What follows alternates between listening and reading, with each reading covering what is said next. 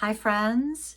Before I get started with my Thanksgiving turkey, which I already have gotten started, let's face it, but I'm taking a slight break. I wanted to come in and say hi, and I wanted to just wish you a very, very happy Thanksgiving. I wanted to wish you all the greatest things for this year and a day of peace, and may you feel gratitude for all that you have.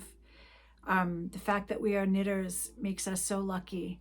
And the fact that we have a warm home and we have even one person to share our day with makes us incredibly lucky. If we have a little bit of health, it makes us incredibly lucky. So just to keep those thoughts in our hearts and minds. And I wanted to share with you that I'm working on my Aran sweater.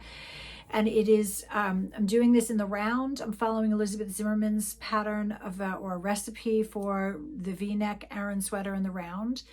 And I'm almost to the point. I'm about 3 inches away from the top of the shoulder, and I'm going to then cast off for the front and continue working back and forth across the back. And I'm going to cut steek holes on the arms.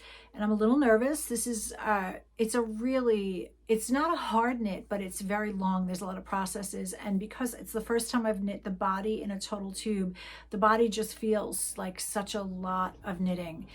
And cables eat up a lot of yarn. And so it just feels like I'm knitting and knitting and knitting. And I'm like, well, where's the length happening? But some parts of it, if I measure it where it's a simple rib, it could be up to 3 inches longer. So I'm hoping that what will happen is when I block this, that I can stretch it a little bit so it's evenly, the length is even. Because it's an interesting, your line gauge changes a lot, and I'm not sure how to handle that. And I don't want it to be shorter and longer in certain areas. And this is a very stretchy yarn. This is Heritage and Briggs, I think, or Briggs and Little by Heritage. And it's it feels very stretchy. I can literally stretch the yarn a good couple of inches while I'm knitting with it. So I'm hoping that it probably has a lot of crimp memory, so it's going to go back.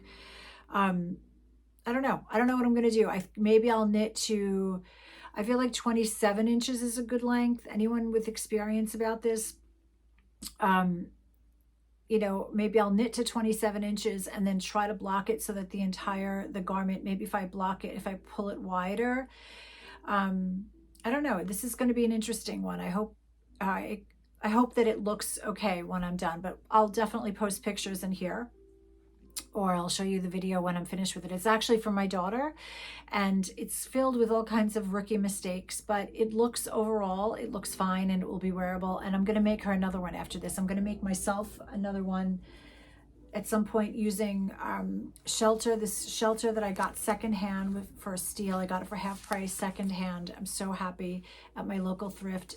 I think will be a really good yarn to knit it with. It's soft. I just feel like it'll show the cabling, the stitch definition really well. So soon that will be that. But I also have more cables on my, I have more plans for other cables. I'm going to be knitting with some of this gorgeous green yarn. This is Shetland. Who is this? Let me put my glasses on. Hold on 1 second. Is it high? Oh, it's Harrisville Designs. This Shetland, I just love the color so much. And I think I'm going to make an oversized drop shoulder. I'm working on drop shoulder. That's my skill that I'm currently working on.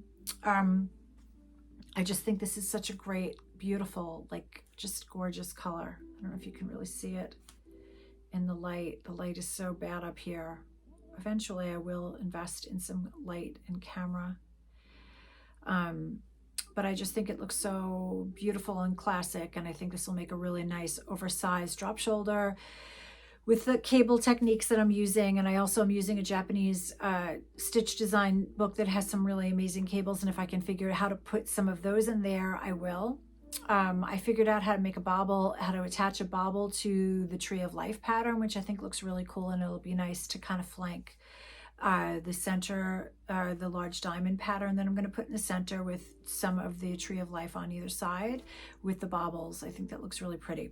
So yeah, just having fun, thinking of so many things Do you ever go through phases like this where you have so many ideas? And I mean, I've had it where I've looked at lots of different patterns and I've wanted to make so many different patterns, but I actually feel right now like I'm filled with so many ideas of my own. And it's not patterns of my own, but just ideas and ways to use the skills that I've kind of getting better at, and types of yarn that I want to use. I'm excited. Saturday, I'm going to be going to Wing and a Prayer is having an open house where they're selling some of their yarns. I'm going to take a visit there, and I might take some video there so you can see what that's all about. Tammy she's a local sheep farmer who makes beautiful wools, and she just recently, a part of her flock was attacked by a coyote, and she lost a lot of sheep, so she's going to need some help supporting her farm this winter. And I'm going to go there and I'm going to purchase some of her yarn just to have some on hand, and to support a local business. And just a word about all of the things that have been going on. I love all the comments. I'm so happy to hear all the comments. And it really feels good to feel like there's a dialogue happening. And I know that there's so much happening in the world right now that is so incredibly devastating and hard to hold and hard to kind of just, go through your day without worrying about, that it might seem silly to think about where we get our yarn from. And if you think it's silly, I think that's fine. I'm not saying that because I think something is important, it has to be something that you think is important. But I do think thinking of the earth while we are crafting is a good ideal to hold up. And I don't mean to judge anyone for their decisions. I think all knitters are amazing. I think we're doing good work, right? We're doing work that grounds us, connects us with our family, is productive, it busies our hands, it keeps our hearts and minds at peace. And we're not participating in fast fashion, which is a huge thing. So it's wonderful. It's all good. And I think that we just, to increase our awareness about how things are is always wonderful. And I find it helpful. And I actually didn't know so much of this about microplastics and the ocean and all of that. So I want to go back to feeling gratitude. I feel so much gratitude for all of you, for the connections that I've made with you. And I hope that if you like what you hear, you will subscribe and follow me here. Follow me on Instagram. I'm Life with Fife in both places. Obviously, I'm Life with Fife here. And sending you so much happiness and peace on Thanksgiving. Namaste.